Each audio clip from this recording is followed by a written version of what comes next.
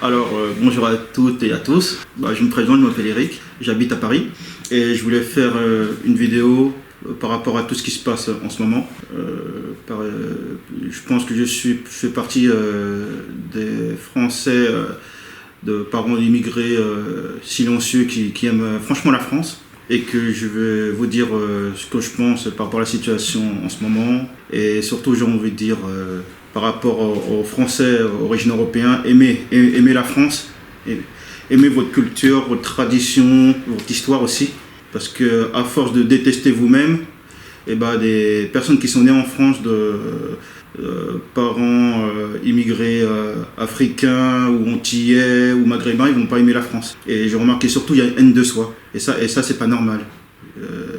Si par exemple si vous pouvez pas transmettre, eux, je lui dis, j'ai pas envie d'être français. Ils se détestent eux-mêmes, ils détestent leur culture, ils détestent la famille, ils détestent même leur histoire en fait. Voilà.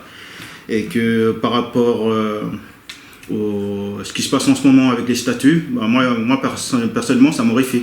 Parce que ça fait penser à des idéologies totalitaires comme le communisme, comme les révolutionnaires français pendant la Grande Terreur, ou à l'État islamique. Moi je trouve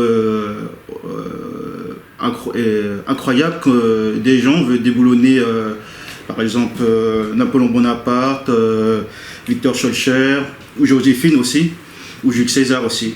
On ne peut pas utiliser, on ne peut pas, sous prétexte que ces personnes-là ont fait des choses pas bien, effacer l'histoire. Voilà. On peut pas, un pays doit accepter ce qui est positif et ce qui est négatif aussi. Il y a le contexte. J'ai envie de dire que si ces gens-là veulent vraiment déboulonner tout, de A jusqu'à Z, alors il faut qu'ils déboulonnent aussi Toussaint Louverture, la grande figure indépendantiste et anticoloniale d'Haïti et sa Domingue, parce qu'il n'avait pas d'état d'âme, par exemple, de prendre des esclaves dans sa plantation de café, et qui n'a pas hésité aussi à tuer des métis et aussi des blancs. Et ça, c'est une vérité malheureusement. Et que des gens exigent des blancs qui n'ont jamais eu d'esclaves, des réparations pour des noirs qui n'ont jamais été esclaves. Moi, j'ai jamais été esclave et moi, je ne demande pas aux gens de repentance et une haine de soi. Moi, je suis français, c'est que je mets dans l'eau. Moi, je suis français. C'est comme si on me dit je dois me mettre à genoux devant les Espagnols parce que Napoléon Bonaparte a envahi la moitié de l'Espagne. Moi, je ne suis pas d'accord. Et que j'ai envie de dire qu'à propos de certaines personnes qui se mettent à genoux pour les Black Lives Matter, moi, je dis non. Vous n'allez pas vous mettre à genoux. Vous n'allez pas vous mettre à genoux. Ça, c'est une sorte de soumission. Moi, il y a deux choses que je mettrais à genoux. C'est la nation, la France, et Dieu, le Père. C'est tout. Et par exemple, à propos des Black Lives Matter, moi par exemple, je ne suis pas du tout. Et moi, je vais vous dire pourquoi. Même si personnellement, c'est triste ce qui s'est passé avec George Floyd. Voilà, moi, ça m'attriste. J'ai vu la vidéo. Mais il faut prendre du recul parce qu'on est trop dans l'émotion. Le policier, ce qu'il a fait, c'est pas bien du tout et il doit être condamné, il était violent avant. Voilà. Mais désolé de dire ça, mais George Floyd aussi, ce n'était pas un saint. J'ai pas dit qu'il méritait de mourir, non, mais c'était pas un saint aussi. Parce que quand vous voyez son dossier, j'ai vu qu'il avait pointé une arme à une femme qui était enceinte. Et moi, personnellement, je pourrais pas soutenir, personnellement, même s'il méritait pas de mourir. Ça, c'est sûr et certain. Voilà. Et aussi que par rapport au Black Lives Matter, voilà, personnellement je ne soutiens pas du tout parce que déjà c'est des marxistes qui veulent détruire toute norme, qui détestent les blancs, qui les frappent aussi. J'ai vu des vidéos où on frappait des blancs, où on forçait des blancs à se mettre à genoux et qui détestent la police, la famille traditionnelle, l'hétérosexualité et le capitalisme. Et que la cofondatrice Patrice Kahn-Cullors, je vous dis ce qu'elle a dit, sorti cette phrase en fait. Nous démantelerons la pratique patriarcale, nous perturbons l'existence de structures de la famille nucléaire prescrites par l'Occident. Ça veut dire les Blancs. Et que aussi ils veulent abolir la police et les prisons. Ça c'est l'anarchie absolue. Et que si vous ne me croyez pas, vous n'avez qu'à regarder, vous tapez sur Google, voilà, vous tapez Black Lives Matter, Vous allez sur le site que j'ai trouvé certaines phrases qu'ils ont dit. fr.getstore, institut.org, pardon. Voilà. Et que, par exemple, ils sont beaucoup infiltrés, les antifas ont infiltré aussi. Ils ont détruit des églises, des commerces, et que même les maires démocrates, ils ont retenu la police vis-à-vis des émeutiers. Et que même ils veulent détruire des statues comme George Washington, Thomas Jefferson, Abraham Lincoln, et même Frédéric Douglass, qui était un militant noir abolitionniste. Et moi, j'ai dit que ça, c'est totalitaire. Alors moi, personnellement, je ne soutiens pas ce mouvement. Je vais vous dire pourquoi il faut aimer la France aussi. Parce que s'il n'y a pas d'héritage ou de transmission, les gens ne vont pas forcément aimer la France. Je vais vous dire mon expérience. Moi, j'étais avec les Gilets jaunes. Voilà. J'ai vu que j'étais vraiment méprisé et oppressé par l'État. Et que j'ai vu des gens qui m'ont dit qu'ils n'aimaient pas la France. Je me rappelle, il y en a un qui a redécouvert qu'il a aimé la France, mais qu'il était chez les Antifas pendant longtemps, parce qu'on l'a fait culpabiliser, colonisation et l'esclavage. Où je me rappelle très bien au Sacré-Cœur, il y avait un gilet jaune qui a dit devant tout le monde « Moi j'ai honte d'être français, parce qu'on a pratiqué la colonisation et l'esclavage ». Et moi je l'ai répliqué en disant « Écoutez, moi je suis noir, je suis français et je suis fier de l'être ». Voilà. Et que j'ai rencontré aussi une jeune femme qui me disait qu'il fallait faire la repentance, encore, parce que la France n'a pas fait assez. Et que moi je lui ai dit non, c'est contre-productif, parce que sinon il y a une haine de soi encore plus, et en plus les Français origine antillais, africains ou maghrébins vont détester la France, et je sais de quoi je parle parce que je l'ai vu de plus en plus. Et je lui ai donné des vrais arguments par rapport à ça. Et au bout de 5 minutes, elle est partie vexée. Voilà. Alors moi je vais te dire mon parcours. Je suis né dans le 93 à Montreuil-sous-Bois. Je savais que je suis né en France, mais j'ai pas senti le déclic. Voilà. Même dans l'éducation nationale où j'étais, j'ai pas senti l'amour de la France en fait. J'ai pas senti une seule fois, même si j'avais des super professeurs d'histoire et géographie. Mais j'ai pas senti, il n'y avait pas le déclic. Voilà. Et le déclic, c'était à la bibliothèque à côté de la cité. Et j'allais tous les mardis, mercredis et dimanches. Et c'est à partir de là que j'ai aimé la France et fier d'être français par rapport à l'histoire de France, comme Clovis, Jeanne d'Arc aussi, que pour moi j'admire Jeanne d'Arc, la période capétienne, Charlemagne aussi, et même Napoléon Bonaparte. Voilà. De toute façon, qu'on aime ou qu'on n'aime pas Napoléon Bonaparte, de toute façon il fait partie de l'histoire de France. Voilà. Et c'est là que j'ai appris à aimer la France et à être français. Là, j'étais fier d'être français. Voilà. Et que dans l'éducation nationale, ma génération à moi, on n'a pas senti l'amour de la France, malheureusement. C'était surtout la haine de soi, colonisation, l'esclavage, la Révolution française, voilà. Et que c'est un fait historique, qu'on croit ou qu'on ne croit pas. La France a été construite avec le christianisme dans l'Église catholique. Voilà. On peut pas nier ça. Même si on ne croit pas, c'est un fait historique. Voilà, ça fait partie de la France. Par exemple, je sais que j'avais jamais appris pendant la Révolution française à propos qu'on avait remplacé les fêtes calendrier chrétien. Je ne savais pas aussi à propos de ce qui s'est passé en Vendée, je ne connaissais pas du tout. Le massacre des Vendéens, je ne savais pas. Ou à propos des carmélites de Compiègne qui a été décapité, je n'étais pas au courant. Ou qu'on avait fait expédier des prêtres jusqu'en Guyane, ça je ne savais pas du tout. Voilà. Mais c'est pour ça que j'ai envie de dire aux gens, à propos de l'histoire, il ne faut pas faire l'anachronisme, il y a le contexte, et que vérifier pour savoir si tout ce qu'on vous dit c'est vrai ou pas en fait. Voilà. Parce que les gens ils aiment bien maintenant falsifier l'histoire, et que malheureusement les gens ne cherchent pas. Cherchez, utilisez votre intelligence pour chercher et discerner le vrai et le faux. Voilà. Et que par exemple l'église, moi j'ai appris, même au Moyen-Âge, l'église, il a fait le libre choix entre les époux et les épouses, et que la femme, elle pouvait voter, voilà, dans leur commune, ou par exemple les filles et les garçons, l'école était gratuite. L'école était déjà gratuite pour les pauvres. Ou que Louis XIV avait fait une déclaration royale, et pour ordonner aux parents de mettre leur enfant à l'école jusqu'à l'âge de 14 ans. Et que même les hôpitaux, franchement, ça vient des prêtres et des congrégations religieuses comme l'Hôtel Dieu ou Saint-Antoine. Ça, c'est un fait. Moi, j'ai réalisé un de mes rêves, c'était l'année dernière, si je me souviens bien, au Mont-Saint-Michel. Tout le monde disait « Ah, Eric, va au Mont-Saint-Michel, mais je leur disais tout le temps, j'avais pas le temps. Mais je voulais y aller. Et en 2019, j'ai pris le Fribus, je dis « Allez, j'y vais ». Voilà. Et je suis resté une demi-journée. Et c'est un des plus beaux moments de toute ma vie. Parce que quand vous allez là-bas, vous dites, bah, ça c'est la France. Quand vous allez à l'abbaye, quand vous montez, franchement, c'est magnifique le paysage. Voilà, c'est super beau. Bon, je pense que les gens peuvent me comprendre, ceux qui sont déjà allés, quoi.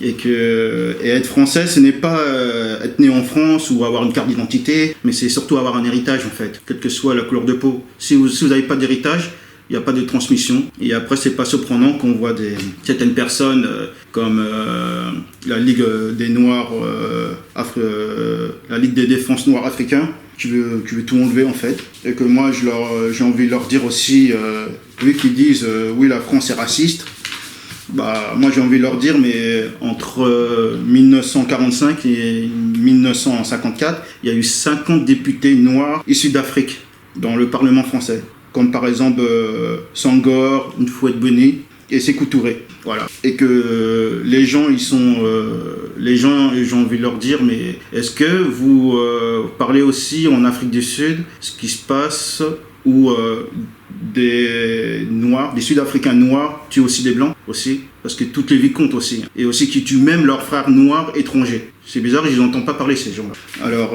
moi je vais raconter une des choses qui m'a aussi sauvé la vie, c'est l'armée. Parce qu'à l'armée, ma mère m'a forcé de faire l'armée parce que je faisais mes bêtises, voilà, en bon lieu. Je suis pas fier de moi, c'est vrai.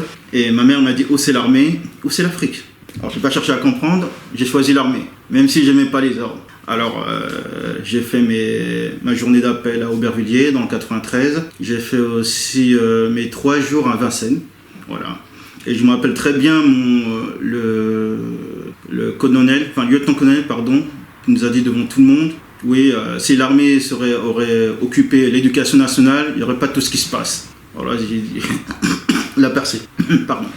Et là, personnellement, je me suis dit, ça va être tendu.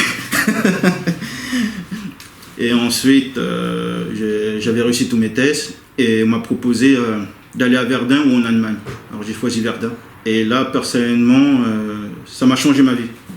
Là, j'ai appris la cohésion, s'aider aussi, enfin aider les camarades, aussi le drapeau, la discipline. J'ai rencontré des gens merveilleux, des gens qui venaient de toute la France aussi, des nordistes, des bretons, des normands, des gens du sud, des gens de l'est de la France aussi. Ça m'a aussi, j'étais vraiment ému, je me rappelle quand j'allais dans les cimetières allemands et français par rapport à la bataille de Verdun. Franchement, ça vous marque. Hein. Franchement, ça m'a vraiment marqué. Faut dire que ces gens, ils sont morts pour leur pays, quoi. Et c'est dommage qu'il n'y a plus le service militaire parce que ça aurait cadré plein de gens, quoi. Voilà. Et aussi, bon, personnellement, il y a une troisième chose qui m'a sauvé la vie, c'est la foi chrétienne. Voilà.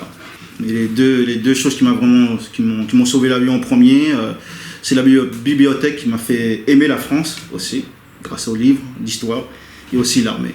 Je vais vous raconter aussi mon expérience avec un jeune antillais, parce que je travaille dans l'éducation nationale. Et en fait, ce garçon, il avait une haine envers les Blancs. Et un jour, il s'est disputé avec ses camarades de classe. Et devant tout le monde, il a dit que oui, de toute façon, je suis sûr que tes ancêtres, ils ont pris nos frères noirs comme esclaves, voilà. Et moi, je lui ai dit, Alexandre, tu peux pas dire ça. Tu peux pas les en vouloir à ces gens-là, ils sont pour rien, ils ont pas été nés, quoi. Je dis qu'il faut pardonner, sinon tu pourras jamais avancer. Voilà. Je dis pas qu'il faut oublier, mais il faut pardonner aussi. Voilà. Et après, il m'a dit que, de toute façon, tous les Blancs, oui, c'est tous des esclavagistes. Alors là, je lui ai dit, écoute Alexandre, ouais, je vais dire certaines choses que peut-être on t'a jamais dit. Voilà. Je lui ai dit que l'esclavage, ça date depuis la nuit des temps.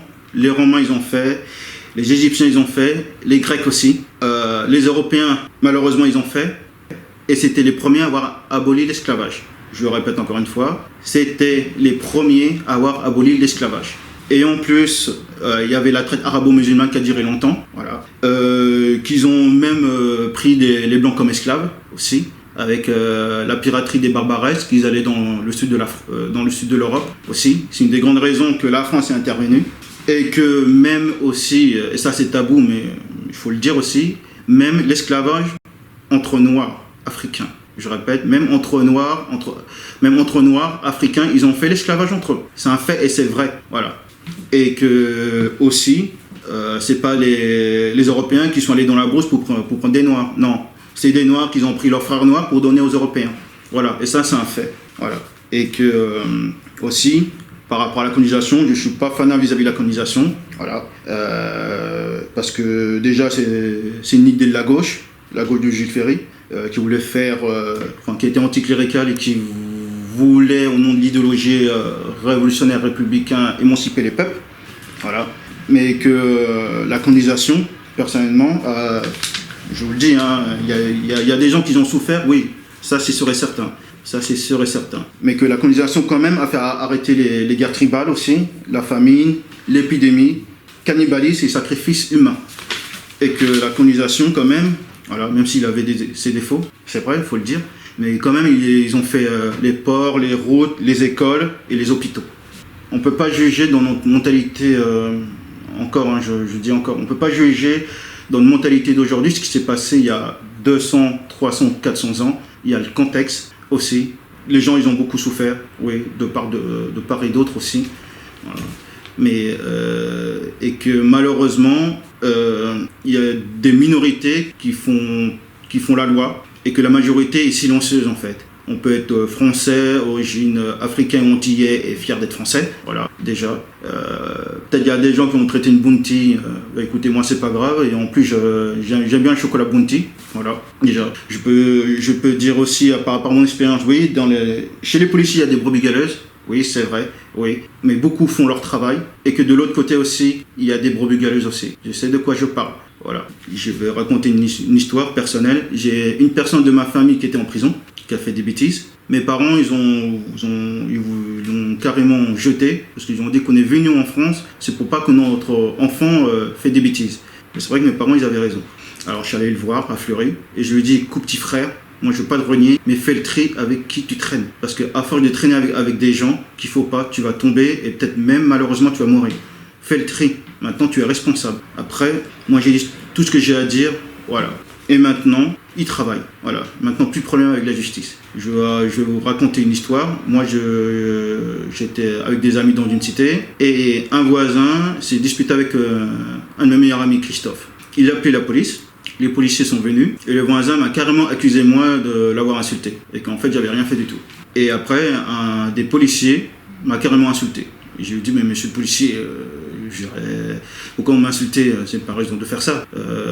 C'est pas parce que vous êtes à plusieurs que vous avez le droit d'insulter les gens gratuitement. Si j'avais fait quelque chose, si j'avais insulté le voisin ou vous, là j'aurais compris. Mais là, on n'insulte pas les gens gratuitement. Voilà. C'est pas parce que vous portez un uniforme que vous avez le droit de faire tout n'importe quoi. Mais tous les policiers ne sont pas comme ça. Voilà. Et en plus, vous savez très bien, franchement, je vais vous dire la vérité, vous savez très bien que si vous parlez mal à un policier dans un certain pays, voilà, ou style en Afrique, ou Sénégal, ou Mali, ou Côte d'Ivoire, ou l'Afrique du Nord, Algérie, Maroc, ou peut-être en Chine, ou peut-être en Russie, vous savez très bien que les policiers, ils vous insultent, voire même vous frappent. Déjà, c'est pas pareil qu'en France. En France, ils sont gentils. Hein. Sauf que, par exemple, ils étaient moins gentils, mais ça, c'est l'État, par rapport aux Gilets jaunes. Ah oui, là, ils ont vraiment été oppressés, hein, les Gilets jaunes. Parce que moi, j'ai vu comment ça s'est passé, malheureusement. Alors, c'est pour faire une petite conclusion. Aimez la France, aimez-vous, voilà.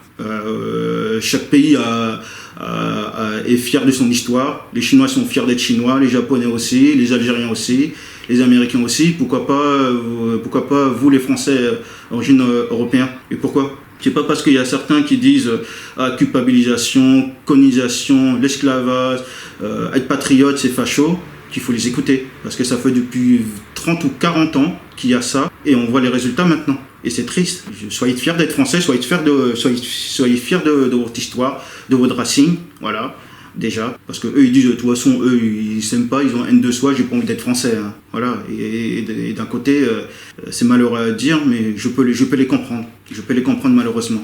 Voilà. Et qu'il y a certaines associations aussi qui utilisent le malheur de ces gens-là pour dire, vous voyez, l'État français est raciste. Pour dire, de toute façon, c'est des gros fachos, l'État est raciste, vous êtes opprimés, non, c'est pas votre faute, c'est la pauvreté. Bah, moi, j'ai envie de dire non, c'est bon.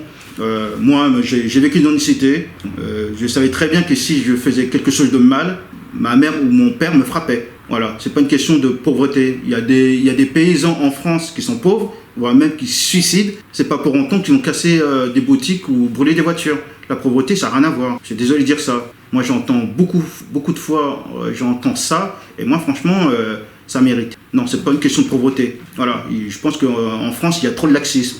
Malheureusement, il faut le dire, quoi. Voilà, c'est pas une question de racisme. Je croyais que la race, déjà, ça n'existe pas du tout. Voilà, pour certains. Et qu'en France, qu'importe la couleur de peau, du moment que vous vous comportez bien, en général, ça se passe bien. Franchement, moi, la plupart avec qui, des Français blancs, je m'entends super bien. Je m'entends super bien avec eux. Voilà.